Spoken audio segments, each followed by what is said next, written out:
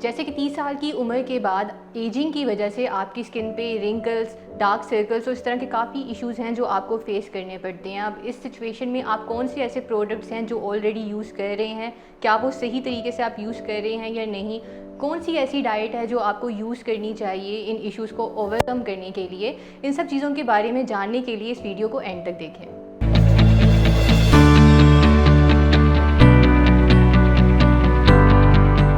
अस्सलामुअलैकुम, मैं हूं न्यूट्रिशनल कंसल्टेंट अरूसा तौसीफ़ और आज हम इस वीडियो में बात करेंगे ऐसी कुछ टिप्स के बारे में जिससे कि आपकी स्किन जवान रह सकती है, खूबसूरत रह सकती है और जो भी आपको एजिंग की वजह से रिंकल्स, डार्क सर्कल्स और एक्ने वगैरह के इशू होते हैं आप उनको ओवरकम कर सकते हैं। अब काफ़ी ऐसे प्रोडक्ट्स होते हैं जो कि आप स्किन केयर प्रोडक्ट्स होते हैं जो कि आप यूज़ करते हैं, साथ ही आप डाइट भी फॉलो करते हैं, पर क्या प्रोडक्ट्स जो आप यूज़ करते हैं उनमें कौन से ऐसे इंग्रेडिएंट्स होते हैं जो कि आपको वाकई में यूज़ करने चाहिए या कौन से ऐसे इंग्रेडिएंट्स हैं जो मिसिंग हैं आपके प्रोडक्ट्स में, उन सब चीज़ों के बारे में और साथ ही कि जो डाइट आपको फॉलो करनी चाहिए, डाइट में कौन सी ऐसी चीज़ें हैं जो कि आपको खानी चाहिए या जो आपको अवॉइड करनी चाहिए। क्योंकि 2019 की एक रिसर्च के अकॉर्डिंग आपकी स्किन जो है, उसकी हेल्थ जो है वो आपकी डाइटरी हैबिट्स पे डिपेंड करती है कि आप कौन सी डाइट ले रहे हैं, डाइट में कौन से स्नैक्स ले रहे हैं, आप तीनों टाइम पे क्या खा रहे हैं, ये सारी चीज़ें काफ़ी मैटर करती हैं आपके लिए। बहरहाल उस सिचुएशन में आपको क्या चीज़ खानी चाहिए, कौन सी ऐसी चीज़ें हैं जो आप घर में ही रहते हुए यूज़ करते हुए अपनी स्किन की हेल्थ को मेंटेन कर सकते हैं, उन चीज़ों के बारे में हम वीडियो के एंड पे बात करेंगे। पहले हम उन प्रोडक्ट्स के बारे में बात करते हैं जो कि आप नॉर्मली घर में यूज़ करते हैं। अब अगर देखा जाए तो आपकी जो स्किन होती है 30 साल के बाद या जैसे आपकी एजिंग स्टार्ट होती है तो उस पर रिंकल्स वगैरह का इशू, एक्नी का इशू, डार्क सर्कल्स का इशू ये बढ़ जाता है। साथ ही आपकी स्किन की जो इलास्टिसिटी होती है वो लूज़ हो जाती है क्योंकि कोलेजन प्रोडक्शन नहीं हो रही होती या फिर वो कम हो जाती है। अब कोलेजन एक ऐसी प्रोटीन होती है जो कि आपकी स्किन को इलास्टिसिटी प्रोवाइड करती है जिससे कि आपकी स्किन पे रिंकल्स वगैरह का इशू नहीं होता। पर अब साथ ही आप सन एक्सपोजर की वजह से, बाहर की पोल्यूशन की वजह से और इन्वायरमेंट की वजह से ये चीज़ें और ज़्यादा प्रोलॉन्ग हो जाती हैं। अब इस सिचुएशन में आपको कौन सी डाइट लेनी चाहिए, कौन से प्रोडक्ट्स हैं जो आपको यूज़ करने चाहिए, हम इन सब चीज़ों के बारे में डिटेल से बात करेंगे। पहले वो प्रोडक्ट्स जो कि आप ऑलरेडी यूज़ करते हो। नॉर्मली आप सनस्क्रीन यूज़ करते हो, जब भी आप घर से बाहर जाते हो तो जो पहली चीज़ जो होती है वो सनस्क्रीन होती है, सन ब्लॉक होती है जो कि आप लगा के बाहर जाते हैं। अब सनस्क्रीन में जो एक छोटी सी प्रॉब्लम होती है जो ज़्यादातर लोग जो हैं जिसको अवॉइड कर देते हैं वो ये है कि जिस दिन बाहर बारिश होती है या फिर बाहर का मौसम अच्छा होता है उस दिन वो सनस्क्रीन लगाने को प्रेफर नहीं करते और उसकी रीज़न ये होती है कि उनको लगता है कि धूप नहीं है तो जो स्किन जो है आपकी वो अफेक्ट नहीं होगी उसकी वजह से। लेकिन ऐसा नहीं होता, जो सूरज की शवाएँ होती हैं वो बादलों के होने के बावजूद भी आपकी स्किन तक पहुंचती हैं और आपकी स्किन को अफेक्ट करती हैं। तो इस सिचुएशन में आपको चाहिए कि आप डेली बेसिस पे सनस्क्रीन यूज़ करें, चाहे आप SPF 30 यूज़ कर रहे हैं। अब जो सनस्क्रीन होती है या तो वो SPF 30 या फिर SPF 50 के दरमियान में अगर आप यूज़ कर रहे हैं तो वो आपके लिए बिल्कुल इफेक्टिव है। अब जो सनस्क्रीन आप यूज़ कर रहे हैं उसके अंदर कुछ इंग्रेडिएंट्स होते हैं जिनको आपको ख्याल रखना चाहिए। नॉर्मली होता ये है कि ख़वातीन या जो भी आप लोग प्रोडक्ट्स यूज़ करते हो, आप लेने से पहले प्रोडक्ट के पीछे जो इंग्रेडिएंट्स हैं उनको नहीं पढ़ते। आप नॉर्मली कमर्शियल्स को देख के या कोई भी एड्स जो हैं उनको देख के उनसे इंस्पायर होके आप प्रोडक्ट्स ले लेते हो ब्लाइंडली, लेकिन आपको पता नहीं होता कि उनके अंदर कौन से केमिकल्स हैं, कौन से ऐसे सब्सटेंसेस हैं जो कि आप यूज़ कर रहे हो अपनी स्किन पे, जो कि अफेक्टिव हैं या नहीं हैं, या उनका क्या जो है एलर्जिक रिएक्शंस हो सकते हैं। तो अगर सनस्क्रीन की बात की जाए, सन ब्लॉक की बात की जाए, तो अब वो ऐसे 3 इंग्रेडिएंट्स जो आपके सन ब्लॉक में नहीं होने चाहिए, उन तीनों का नाम आपकी स्क्रीन पे शो हो रहा होगा। एक सबसे पहले है ऑक्सीबेंजोन,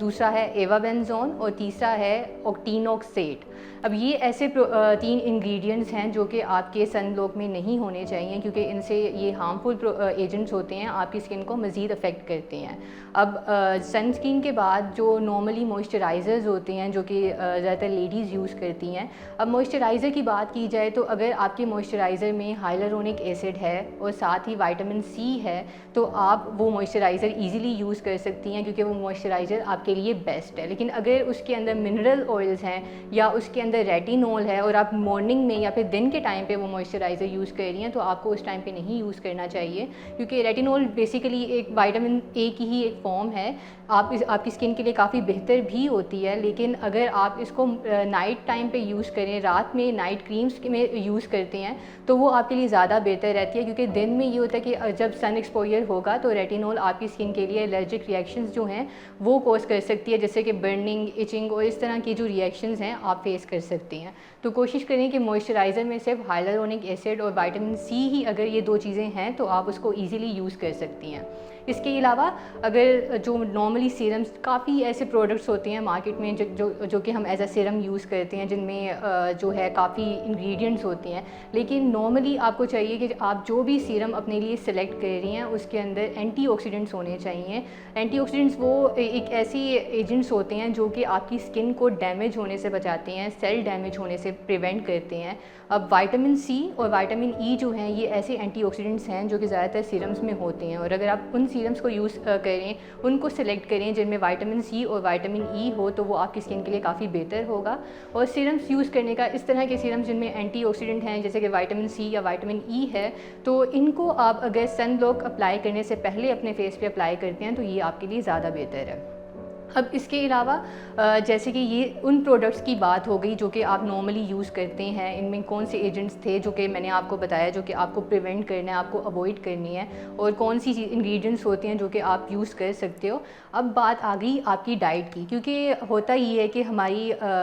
ज़्यादातर जो लेडीज़ होती हैं वो ज़्यादातर प्रेफर करती हैं ऐसे प्रोडक्ट्स को जो कि वो स्किन पे अप्लाई कर सकें, बजाय इसके कि आप कौन सी डाइट ले रहे हैं, आप क्या खा रहे हैं, आपकी डाइट में क्या है, आपकी हाइड्रेशन क्या है। इन चीज़ों को ज़्यादातर इग्नोर कर दिया जाता है, जिसकी वजह से अगर आप जितने मर्ज़ी प्रोडक्ट्स यूज़ कर लें आपको सही से रिज़ल्ट्स नहीं मिलते उनके। तो उसके लिए आपको चाहिए कि आप अपनी डाइट का भी ख्याल करें। और एक बहुत कॉमन सा फ्रेज़ है कि you are what you eat. आप जो चीज़ें खा रहे हैं उसका आप पे डायरेक्टली अफेक्ट होता है, आपकी स्किन के ऊपर, आपके वेट के ऊपर, ओवरऑल आपकी हेल्थ के ऊपर। तो इसलिए आपको ध्यान रखना चाहिए कि आपकी डाइट में क्या है, आप क्या ले रहे हैं, इन सब चीज़ों का काफ़ी अफेक्ट होता है आपके ऊपर। साथ ही एक रिसर्च ऐसी थी जो कि 2019 में कंडक्ट की गई थी, जिसकी कंक्लूजन से ये पता चला था कि वो ख़वातीन जो कि ज़्यादातर रेड मीट यानी बीफ या फिर मटन यूज़ करती हैं, साथ वो अनहेल्दी स्नैक्स जो हैं वो ले रही हैं, उनकी स्किन पे रिंकल्स जो हैं वो उनकी प्रोडक्शन ज़्यादा जल्दी स्टार्ट हो जाती है as compare to those women, वो औरतें जो कि इन चीज़ों को अवॉइड करती हैं और वो ज़्यादातर फल और सब्जियों का इस्तेमाल करती हैं। उनकी स्किन पे एजिंग जो है वो डिले हो जाती है, जिसकी वजह से रिंकल्स जो हैं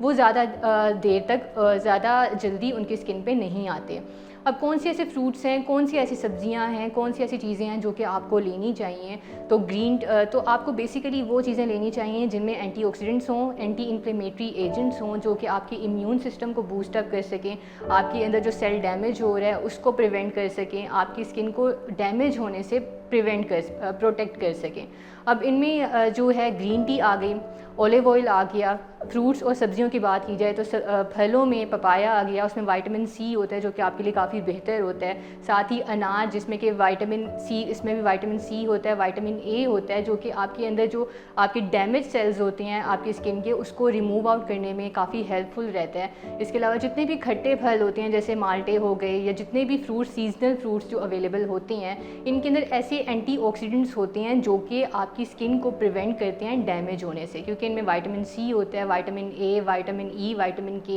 ये ऐसे विटामिन हैं जो कि आपकी स्किन के लिए काफ़ी बेहतर होते हैं और ये इन सारे फ्रूट्स में पाए जाते हैं। अगर सब्जियों की बात की जाए तो जो हरी सब्जियां होती हैं, ख़ास तौर पे पालक हो गई और ब्रोकली हो गई और इस तरह की जितनी भी सब्जियां हैं, जो हरी सब्जियां हैं, वो आपके लिए काफ़ी बेहतर होती हैं। तो कोशिश करें कि अब इनको यूज़ करने की बात आ जाए जब, तो ज़्यादातर लोग जो है अगर वो ये समझते हैं कि ये सब्जियां या फल जो हैं उनके लिए खाने के लिए बेहतर हैं, तो डिफरेंट कॉम्बिनेशंस यूज़ कर रहे होते हैं या फिर डिफरेंट तरीके से उनको कुक कर रहे होते हैं, जिनमें काफ़ी हद तक उनके न्यूट्रिएंट्स जो हैं वो निकल जाते हैं उनसे, उनको इतना इफ़ेक्टिवली जो रिज़ल्ट्स उनके लिए रिक्वायर्ड होते हैं वो उनको नहीं मिलते। तो उस चीज़ को प्रिवेंट करने के लिए कोशिश करें कि रो फ्रूट्स और रो वेजिटेबल्स ही यूज़ करें। आप चाहे तो उनको सैलड में यूज़ कर सकते हैं, आप चाहे तो उनकी स्मूदीज़ बना सकते हैं, जूसेस बना सकते हैं। अब फॉर एग्जांपल अगर आपने अपनी स्किन को हेल्दी रखने के लिए, ग्लो रखने के लिए, जैसे कि मैंने स्टार्टिंग में कहा था कि कुछ चीज़ें आप घर में ही जो हों आप वो उनको यूज़ कर सकते हैं। तो उसमें जो है अगर आप पालक ले रहे हैं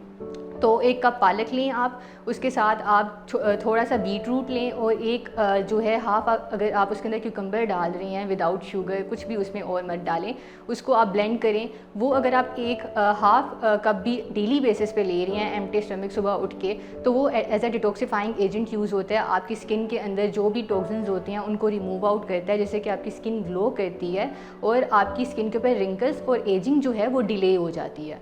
साथ ही इसके अलावा आपकी जो फ़िज़िकल एक्टिविटी होती है वो काफ़ी इंपॉर्टेंट रोल प्ले करती है। आपका ब्लड सर्कुलेशन जो है वो नॉर्मल रहती है। तो डेली बेसिस पे 10 से 15 मिनट की वॉक अगर आप करते हैं तो आई थिंक वो आपकी सर्कुलेशन को नॉर्मल रखती है और आपकी स्किन जो है वो उससे बेहतर रहती है।